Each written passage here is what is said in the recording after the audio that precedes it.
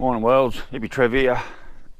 This is part 5, 186 out, 253 in to my HK Prt wagon called The Boat. Roll the intro. Hi, Hippy Trev here and welcome to my channel. Hope you get something out of it.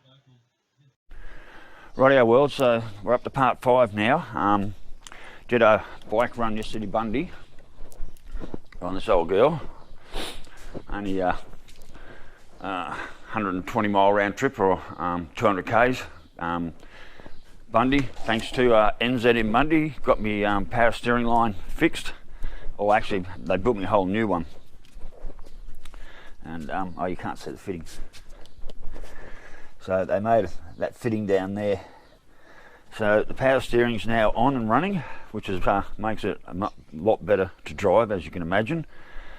Since then I've put in points, new plugs, retuned the carby, and the motor's just running sweet as, just purring. Now I'm booked in 2.5 weeks to have the exhaust done, because at the moment it does still sound like a pub truck, so I've got to get to Bundy, but I'm still having overheating problems. Now, I don't know if you can see down in there. I don't know if you can see in there.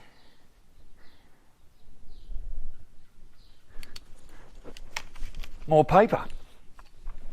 It's just more and more paper. That is about half of what I've pulled out of the radiator. The rest was blown away in the wind. This is what's coming out of the radiator. So as you goes really good for a while, I go down the road and back, I do a few miles, and all of a sudden temp goes up and it won't come down. I get home, let it cool down, pop the cap, drop the water, and more paper. There is more paper in this again, which is blocking up all the fins. So I'm going to have to pull the radiator out again, reflush it, although this time I've got this big 4-core which come with the motor. Just be careful. And I've done the same thing. I've flushed this and I've flushed this. I was going to take a Bundy, have it rotted, but I've flushed it. And I don't know what you can see in there, but you know, all the cores are pretty good. So what I'm going to do is I'm going to take that radiator out again, put this radiator back in, and see if this one fills up with paper again, because I'm just over it. I mean, I cannot believe the amount of paper that's coming out of that. It's got to be in the motor somewhere. And what I'll also do, well, I've got the bottom radiator hose. I'll pop this hose here, and I'll shove the garden hose in there at full pressure, and I'm just going to flush the whole motor through again, sort of. Actually, I might use that one, because it goes into the top of the thermostat. So if there's any paper stuck under the back of the thermostat, which is probably what's happening, the paper's getting into the thermostat and blocking it, and that's cutting off all my circulation. So instead of taking this off, I'll take that hose off, put another hose on it, and then just flush it through, because I've got the bottom radiator hose off at the moment, and I'm just going to flush that completely through and through. Just pour shitloads of water through it. I'll pull the radiator, put the big 4-core in. I'm going to reuse my spacers. They're the spacers I use for the power steering pump, so it's running almost level, but at the moment, as far as I'm concerned, good enough. I don't know if you remember, I've polished up the rocker covers the best I can, and same with the air filter. She was looking pretty grotty, so a bit of steel wool, soap pads, and they come up not too bad. Old Holly gasket. So look, everything's in there. Power steering's in there. Everything's running. Just the motor's running beautiful. As soon as I get the exhaust done, it'll be nice. It'll be just nice and quiet. But I've just got this constant paper inside my radiator, and this has been. I've had the radiators in and out now at least 6, maybe 7 times. I've flushed this motor 6 or 7 times. I've had the radiator in and out at least 6, 7 times, and I'm still getting paper. So wherever that rat was, or still is, hiding in the motor, he's well. He doesn't. You can't smell no dead cooked rat in there, but there's definitely paper coming all the way through all the time. So anyway, that's the mission for today: is to get that radiator out, get the old one back in, set that up, and then reflush this one 1,000,000 times, flush the motor out, and then back to test driving and hope the hell I don't have the overheating problem I've been suffering. So Anyway, let's get to work. Cheers, world. Rightio, let's get this radiator out.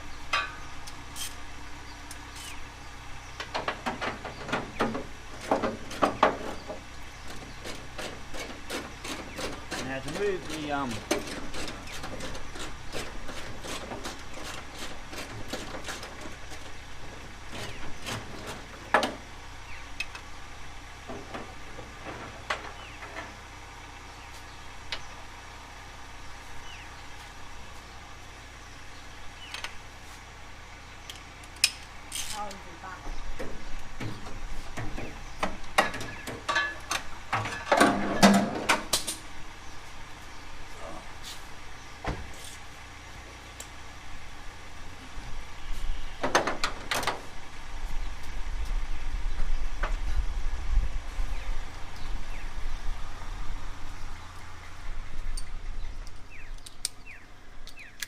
So to move the radiator forward, these are they're the front seat bolts that hold your front seat in.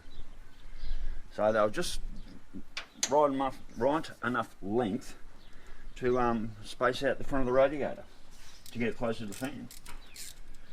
Now this bolt down here is a little bit bit shit to get to, so I'll go down to my tiny socket set. It gets in there a lot easier.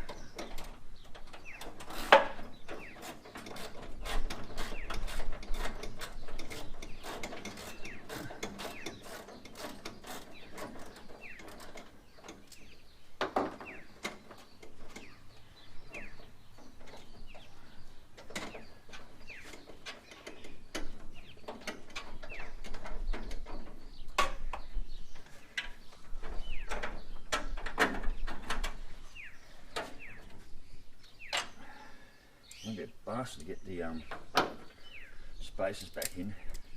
And the bottom down there.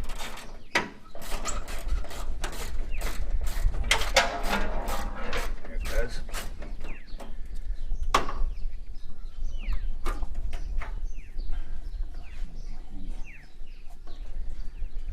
Watch I get the radiator out.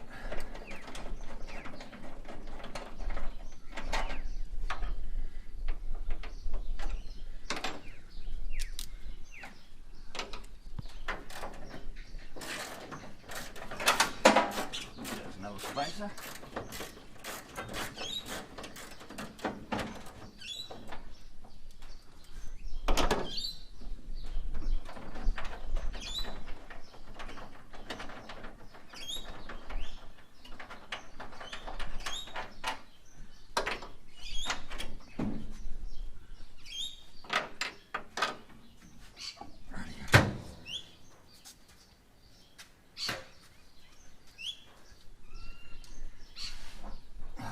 They're my spacers.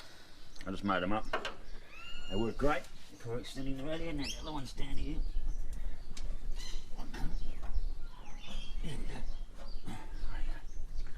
That's that.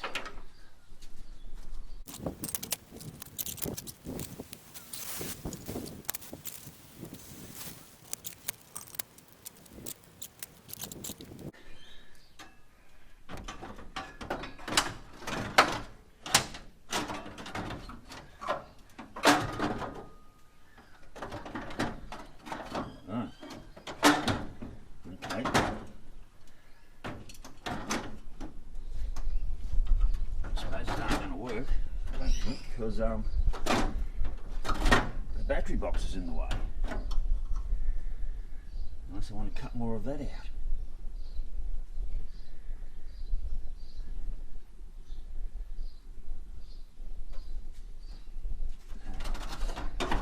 Just out of curiosity.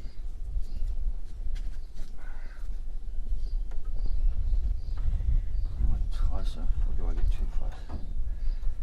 That would be good. Have it there.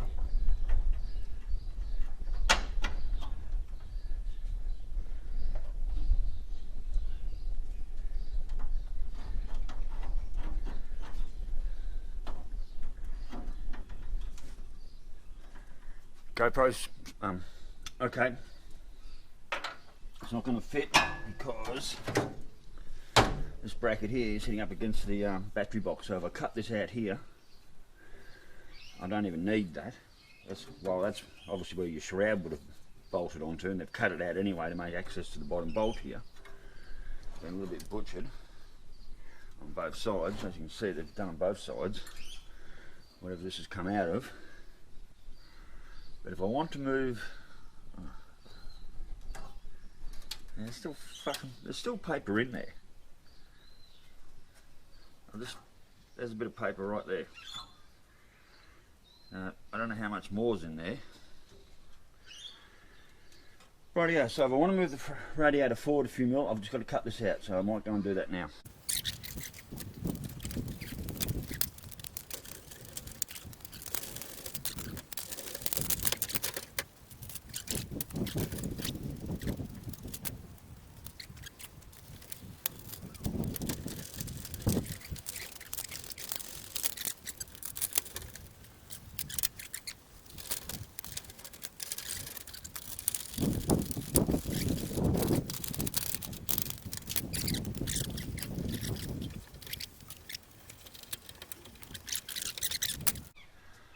Another trick I like to do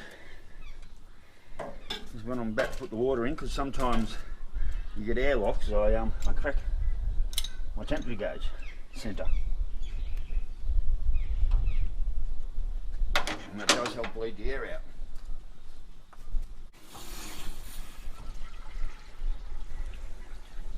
Let's fill her up and see how we go. So this is literally like pull the radiator out, put it back in like 6-7 times. This radiator I've had in and out four.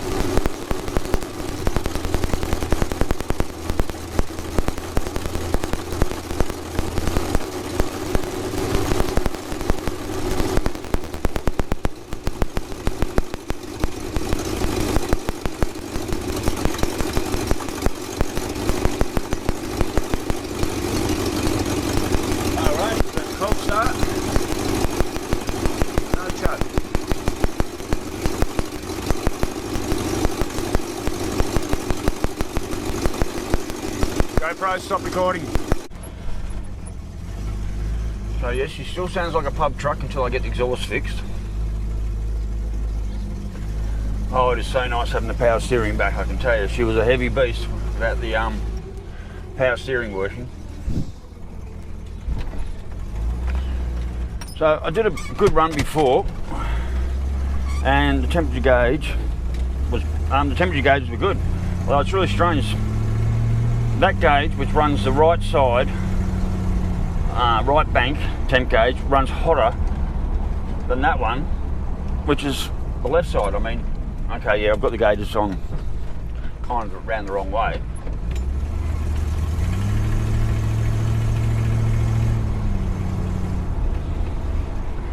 But like now, you can see the difference.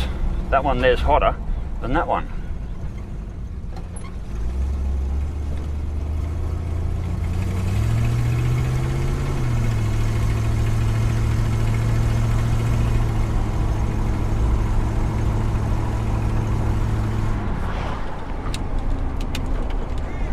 Out the window. I'm not really sure what you can actually see, so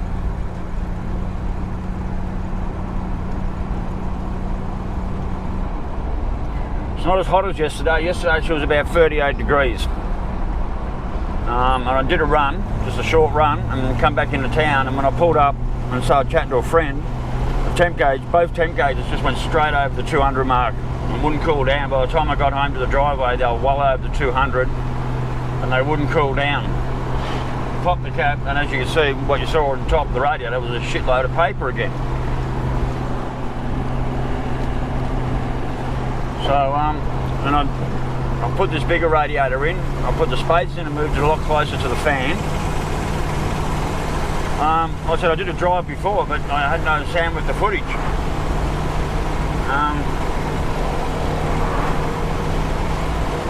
And yeah, everything was running good. Ran a beautiful temp. Cruised around town at low idle speeds and so forth, because I've got to go to Bundy in 2 weeks. And I've got to make sure that I can get like highway, I don't think I've got too much of a problem. But once I start getting into town, running around at really low speeds, that's when the temperature gauge is going to start going up. It's like sitting at stoplights and shit. Because when I come into town yesterday and did a town speed, the temperature gauge went up and I could not get the temp down at all. But I'm putting that down to being mostly paper in the radiator.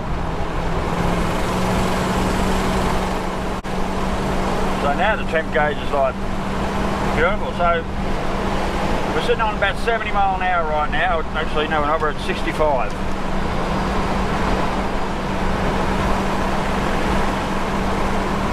And she's running a pretty good temp.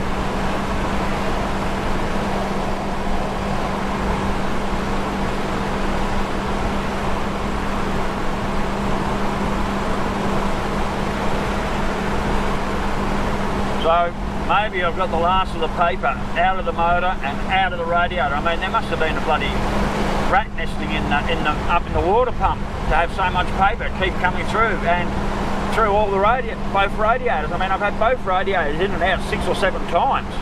Flushed them and blew them with the air compressor and flushed them. And more paper just keeps showing up. It was like, what the hell is going on?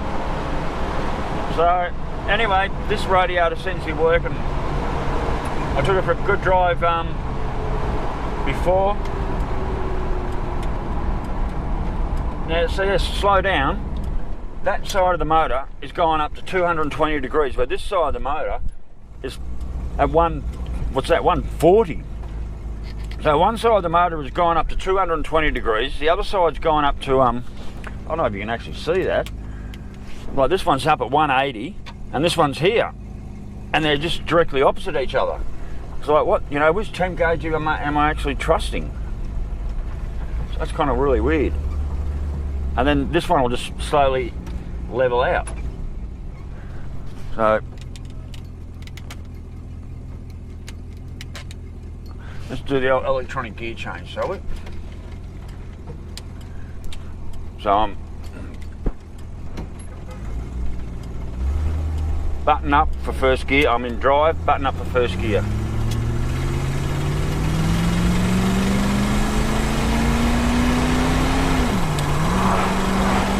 Now I'm in second.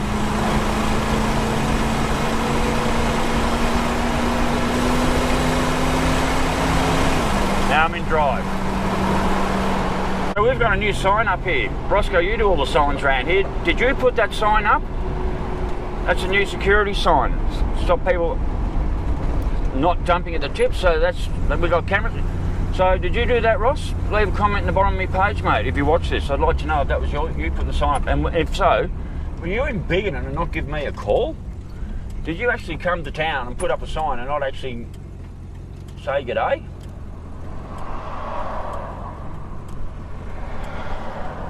No. All this is a good test for my radiator. So the temp's gone up a bit. Guys, it still sounds like a pub truck. I can't wait to get the exhaust fixed. Now, that's another question for anyone who's watching this YouTube all the way through. Leave a comment. I'm about to have a twin system put through, no extractors. I'm just running a standard manifolds, and I'm having a twin system put through. Now, the question is, do I run a 2-inch system, or do I run 2.5-inch system, or 2 3/4 system? The 2-inch system is going to cost me about $700 from Rum City in Bundaberg. Or do I put in a 2.5 or 2 3? I think they said 2 3/4. They want about $900 for that. Mufflers before the diff. Now I'm only running a 350 Holley twin, no big 4-barrel on there, no extractors. Am I better just going for the 2-inch system, or should I be putting in a 2 3/4 system? So if anyone's following this video, and gotten this far, yeah, please leave a comment in below and tell me what you think what your thoughts are. So she's a 253, 350 Holly, no extractors, and just a simple twin system going in. So what are your suggestions? Rightio, so we're safely back in the driveway. Car's running good. The other memory card ran out when we were down the road, so I just took a few more drives, and yeah, temp went up a little bit, and then as I'm driving through town, the temperature dropped back down to where it should be, around the 180 mark. So yeah, it's at this stage, on the short runs, it's doing good.